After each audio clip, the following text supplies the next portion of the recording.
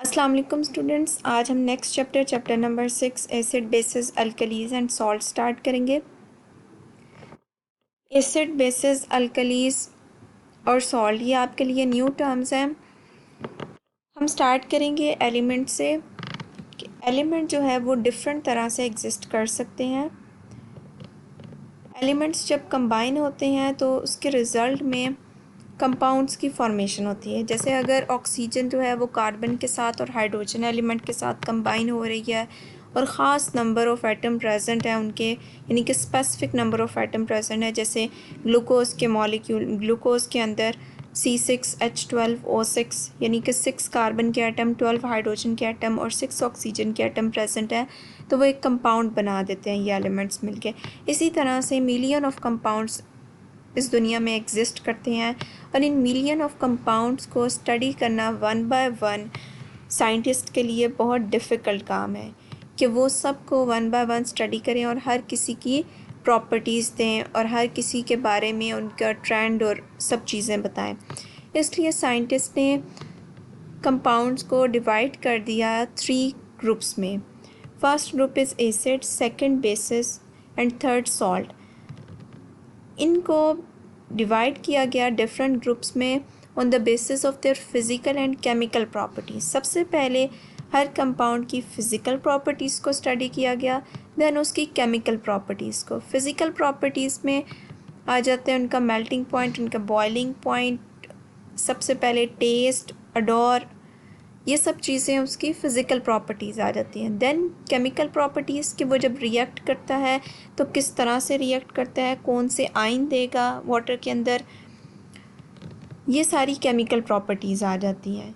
इन्हीं बेसिस पर साइंटिस्ट ने कंपाउंड्स को डिवाइड कर दिया 3 ग्रुप्स में। First group is acid, second basis and third one is salt. हम वन बाय वन तीनों को स्टडी करेंगे। फर्स्ट हम स्टार्ट करेंगे एसिड से।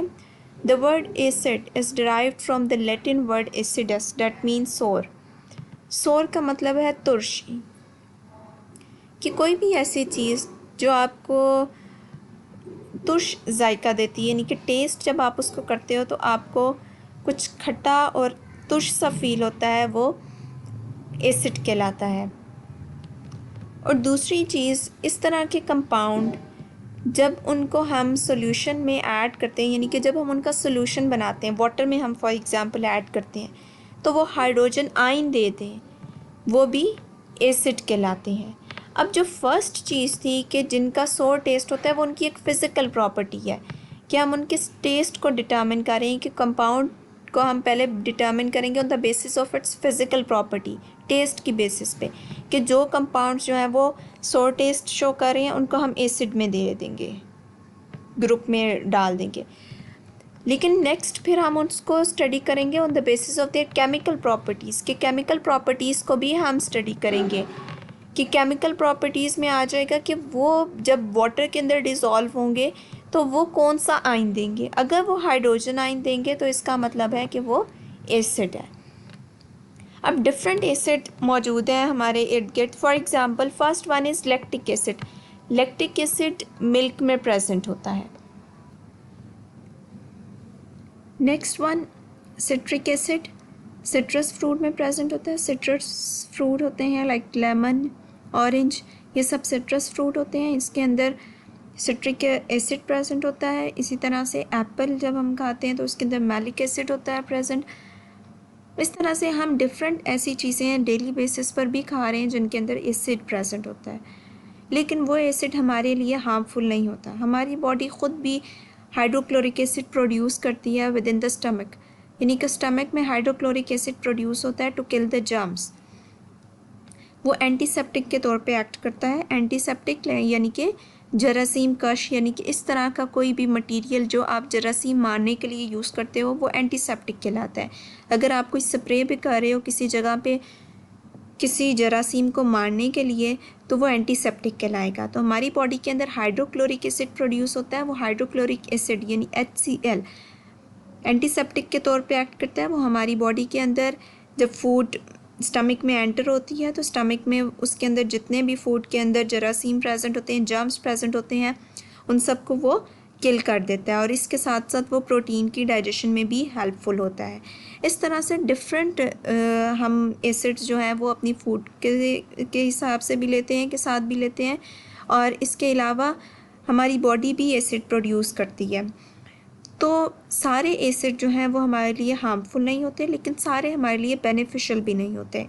जो हम एसिड्स लेते हैं थ्रू फूड यानी कि अपनी डाइट के थ्रू, वो वीक एसिड होते हैं, वो हमारी बॉडी के लिए बेनिफिशियल होते हैं। लाइक अगर हम एप्पल खा रहे हैं उसके अंदर मैलिक एसिड प्रेजेंट है, तो वो ये नहीं होगा कि हम जब उसको ले लेते हैं खाएंगे तो उसके रिज़ल्ट में हमारी जो बॉडी है वो डैमेज होगी।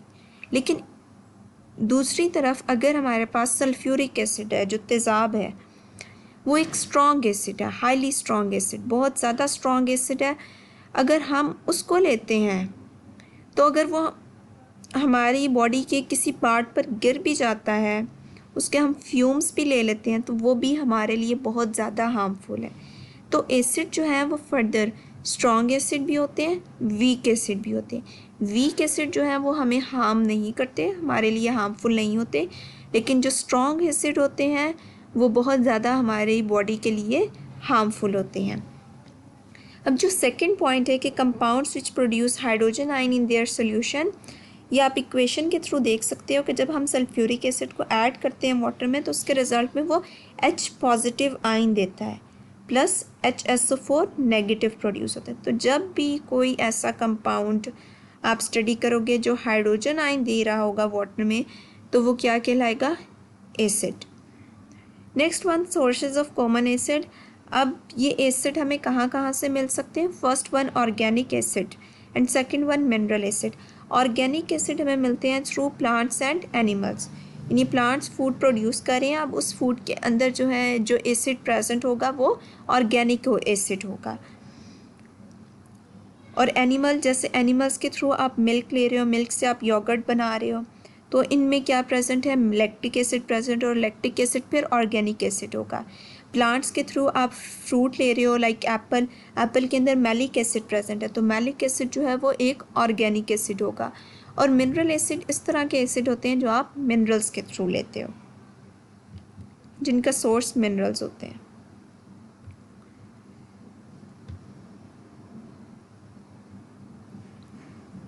Next one, open your books. You have already read that a large number of compounds can be made by the combination of various elements. More than 3 million compounds are known to the scientists. 3 million compounds जो हैं वो exist करते हैं according to scientists. It is practically impossible for anyone to learn about each of these compounds. Therefore, all these compounds are divided into different groups to make their studies easier. In this chapter, you will learn about acid, bases, and salt, their properties and uses, pH, its range in aqueous medium, and indicator would also be discussed. आपने यहाँ से start करना है acid. The word acid is derived from Latin word acidus, means sour. In chemistry, the term acid has been used to name a group of compound that have sour taste. यानी जिनका sour taste होगा उनको हम acid का name देंगे. Acid can be defined as the, यहाँ से आप definition start करोगे, the compounds which produce hydrogen ions in their aqueous solution. यहाँ तक एसिड की डेफिनेशन होगी, यानी कि वो कंपाउंड जो हाइड्रोजन आयन देते हैं एक्वस सोल्यूशन में, यानी कि जब हम उनको वाटर में डालते हैं, एक्वस सोल्यूशन का मतलब है किसी भी कंपाउंड को आप वाटर में डालोगे तो जो सोल्यूशन आप बनाओगे वो एक्वस सोल्यूशन कहलाएगा। Citrus fruit have sour taste due to citric acid. Hydrochloric acid is an important mineral acid. It is also found in gastric juice of the stomach, यानी कि स्टमक में जो गैस्ट्रिक जूस प्रोड्यूस होता है उसके अंदर भी मौजूद होता है. It act as an antiseptic. Antiseptic का मैंने आपको बता दिया कि जो जरासीम को मारने के लिए जो भी आप दवाई इस्तेमाल करोगे, जो भी स्प्रे यूज़ करोगे, वो एंटीसेप्टिक कहलाएगा. And is helpful in digestion of protein. Sources of common acids. Generally, acids are obtained from two different sources. Some acid occur in plants and animals and are known as organic acid. यहाँ तक आप organic acid की definition याद करोगे. Some acid occurs in plants and animals and are known as organic acid. Some से लेकर organic acid तक, while others are obtained from minerals and are called mineral acid. यहाँ से आप start करोगे मिनरल एसिड की। इसके ऊपर लिखोगे आप those acids that are obtain from minerals are called mineral acid. यहाँ पर आप ऐड कर लोगे those acid that are obtain from minerals are called mineral acid. Some common organic acids and their sources are given in table 6.1। आपने table 6.1 table 6.2 ये दोनों तैयार करने हैं। Some important acid obtain from animals और plants. First one formic acid ant sting.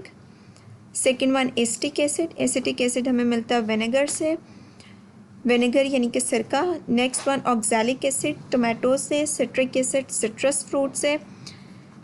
Tartaric acid tamarind and grapes, tamarind यानी कि इमली से।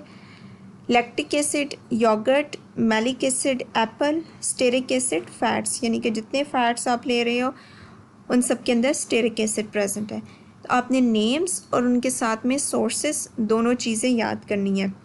Next one some important mineral acids and their formula.